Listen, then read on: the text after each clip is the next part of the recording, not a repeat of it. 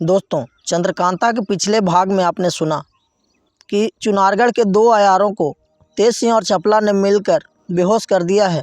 अब आगे सुनिए। तेज सिंह को छुड़ाने के लिए जब चपला चुनारगढ़ गई, तब चंपा ने जी में सोचा कि अयार तो बहुत आए हुए हैं और मैं अकेली हूँ। ऐसा न हो कभी कोई आफत आ जाए। ऐसी तरकीब करनी चाहिए जिसमें अयारों का डर न रहे और रात को भी आराम से सोने में आए। यह सोचकर उसने एक मसाला बनाया। जब रात को सब लोग सो गए और चंद्रकांता भी पलंग पर जा लेटी, तब चंपा ने उस मसाले को पानी में घोलकर जिस कमरे में चंद्रकांता सोती थी, उसके दरवाजे पर 2 गज इधर उधर लेप दिया और निश्चिंत हो राजकुमारी के पलंग पर जा लेटी। इस मसाले में यह गुण था कि जिस ज़मीन पर उसका लेप किया जाए, सूख जाने पर अगर किसी का पैर उस ज़मीन पर पड़े तो ज़ोर से पटाखे की आवाज़ आए, मगर देखने से यह मालूम न हो कि इस ज़मीन पर कुछ लेप किया हुआ है। रात भर चंपा आराम से सोई रही। कोई आदमी उस कमरे में अंदर ना आया। सुबह को चंपा ने पानी से वह मसाला ढो डाला। दूसरे दिन उसने दूसरी चालाकी की। मिट्टी की एक खोपड़ी बनाई और उसको रंग कर ठीक चंद्रकांता की मूरत बनाकर जिस पलंग पर कुमारी सोया करती थी, तकिए के सहारे वह खोपड़ी रख दी और धड़ की जगह कपड़ा रखकर एक हल्की चादर उस पर चढ़ा दी, मगर मुंह खुला रखा और खूब रोशनी कर उस चारपाई के चारों तरफ वही लेप कर दिया। कुमारी से बोला, आज आप दूसरे कमरे में आराम करें। चंद्रकांता समझ गई और दूसरे कमरे में जा लेटी।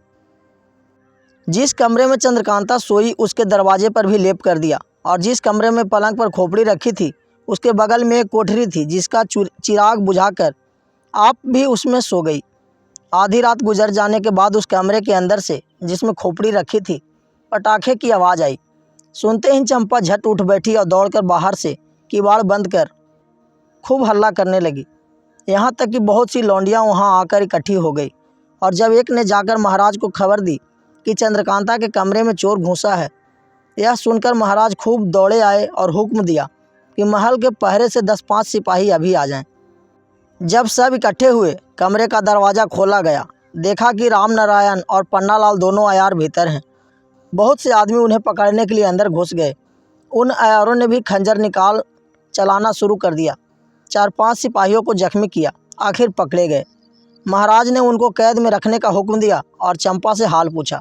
उसने अपनी कार्रवाई कह सुनाई। महाराज बहुत खुश हुए और उसको इनाम देकर पूछा, चपला कहाँ है? उसने कहा, वह बीमार है। फिर महाराज ने और कुछ न पूछा और अपने आरामगाह में चले गए। सुबह को दरबार में उन अयारों को तलब किया गया।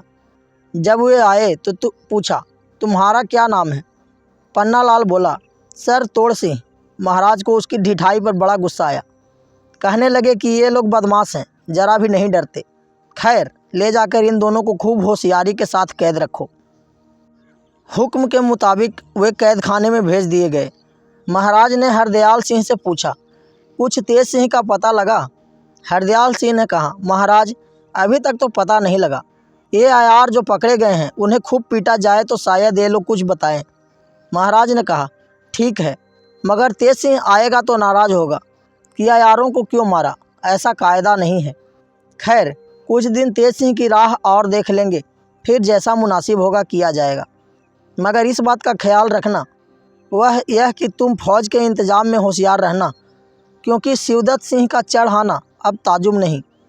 हरदयाल सिंह ने कहा, मैं इंतज़ाम से होशियार हूँ। सिर्फ एक बात महाराज से इस बारे में पूछनी थी, जो कि एकांत में अर्ज करूँगा।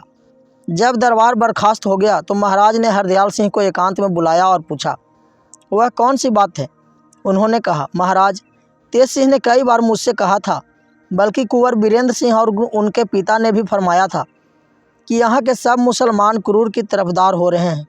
जहाँ तक हो इनको कम करना चाहिए। मैं देखता हूँ तो यह बात ठीक मालूम होती है। इसके बारे में जैसा हुक्म हो किया जाए। महाराज ने कहा, ठीक है, हम खुद इस बात के लिए तुमसे कहने वाले थे। खैर, अब कह देते हैं, तुम धीरे धीरे सब मुसलमानों को नाजुक कामों से बाहर कर दो। हरदयाल सिंह ने कहा, बहुत अच्छा, ऐसा ही होगा। यह कह महाराज से रुखसत होकर अपने घर चले आए। धन्यवाद।